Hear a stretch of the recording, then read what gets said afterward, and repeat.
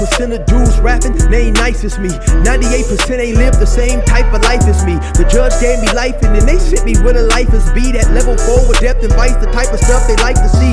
Two choices, fight or flee. I refuse to die a chump. I never been a mark, but damn, it's scary when that riot jump. I seen dudes cry, get pumped, and some sexually brutalized. Knew a dude who lost his life and he was only doing 5 year-long racial fights when homie all you do is ride. Lonely days and nights up in a hole causing suicide. From the moment you arrive, you see the Mexican mafia, AB skinheads with big giant swastikas, pro-black philosophers, the BGF, the Kumi, and Muslims who will murk you from the nation to the Sunni. That MS was loony, quick to ride up on they rival. Even Christians went to church, hide knives up in they Bible. Political and tribal, the Crips and Damus, the Long Beach, the Hubs and the Dubs and the Grooves, the IE, the Bakersfield, the Dago Pyrus, the Hustlers quick to roll, the gangsters gon' move, whatever click you choose. Say what's cracking, YouTube?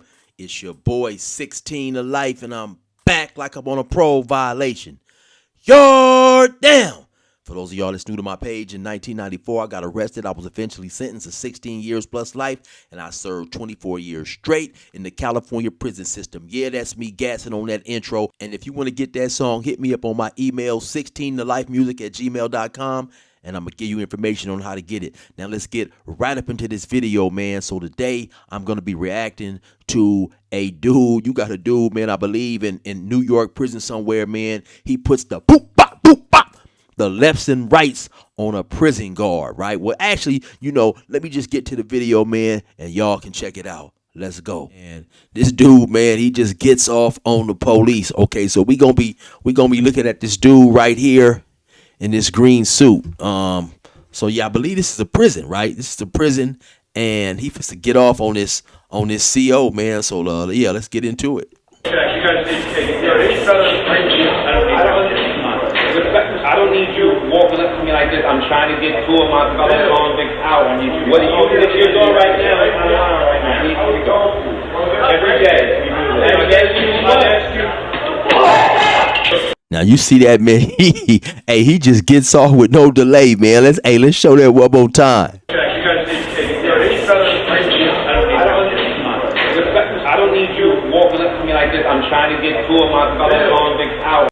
Okay, so now I don't know if you can make that out right, but the dude in green says, I don't need you walking up on me like that, right? I'm trying to get 2 of my fellow convicts out. And so initially when I hear this, the authority in his voice that he takes with the CO, initially I thought it was the dude in white talking to the dude in the green, right? But no, once as I looked at it a time or two, I realized that that's the convict telling that dude, man. He said, listen, I don't need you walking up on me like that. And then if you notice when he walks up on him, I'm going to rewind it for y'all one more time. If you notice when he walks up on him, the convict looks down. Kind of like basically like, hey man, look how close you is. You in my personal space, and then it goes bad from there. So let me take it back a little bit for y'all. Check it out. Okay, you guys need to take it. These fellas right here,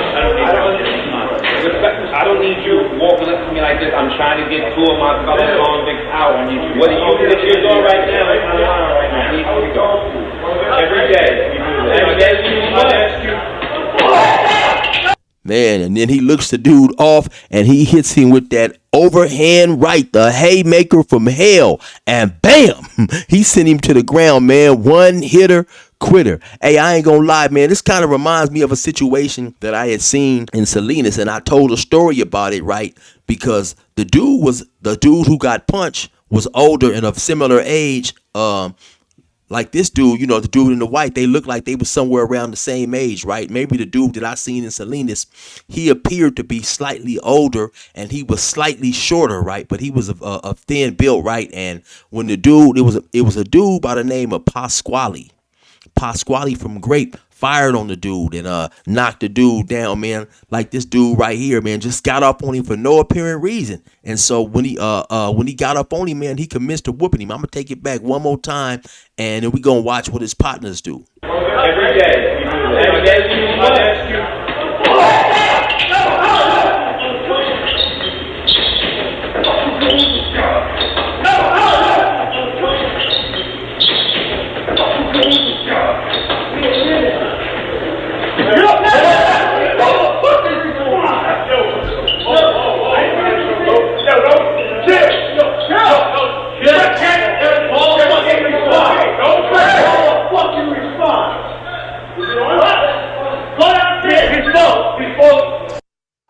Now, dude was pretty brave, though, the dude right there in the green, because when you see that he's talking to the dude or whatever, they got him hemmed up right now over there on the gate. The dude in the green, he's talking to the CO in the white, but it's a couple of other COs right up in this area over here, up in here, back here. I don't know what they got going on, if maybe that's some type of control center or whatever, right?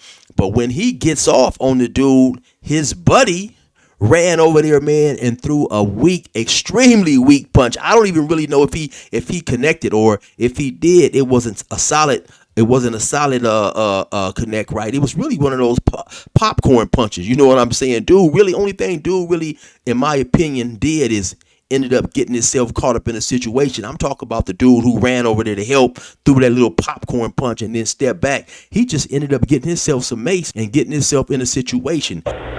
Once somebody takes off on the police, I mean, you gonna get the same charge if you hit them once or if you hit him 1,000 times, most of the time, right? Unless you just get the dude down and beat him and pummel him and whip him to death or something. But the weak little punch that the dude threw, man, it was really just a waste of time, because obviously they got a camera right here too. So if you gonna do that stuff and then step back like you not even involved, once they go back and review the camera, you definitely gonna get cracked, right? So I don't know if in the event they maced him, they immediately came and got him, but at some point in time, you can definitely believe they came and got him.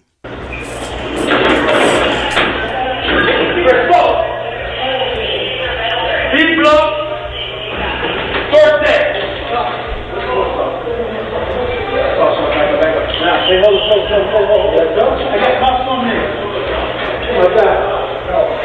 Now, one thing I seen that they did do, compared to Cali, at least initially, they keeping it pretty clean, right? Because if you was in California and you got off on a CO like that, you know what I'm saying? Right now, as they trying to get the situation under control, well, pretty much with this dude, they already have the situation under control. But in Cali, especially at the time when I was locked up in the pen, they would have pretended that they had to, get some physical treatment in to get you right. So they definitely would have been whooping him real tough right there up against that little gated area. But for right now, at least, it seems like they treating him fair. But they definitely getting ready to take him in the back and whoop him real tough, right? I think I seen recently, and it may not be at this specific prison, but somewhere in New York, if my mind is not incorrect, I believe they killed 2 different prisoners. It may have been one, right? But they definitely whooped both of them real extremely bad, and it was in 2 separate incidents. So, of course, I was gonna say they don't play, the guards out there, but the guards don't play in any prison, right? Anytime you assault a guard and you do something they deem extremely egregious and a big violation of the rules, you can best believe they gonna get you.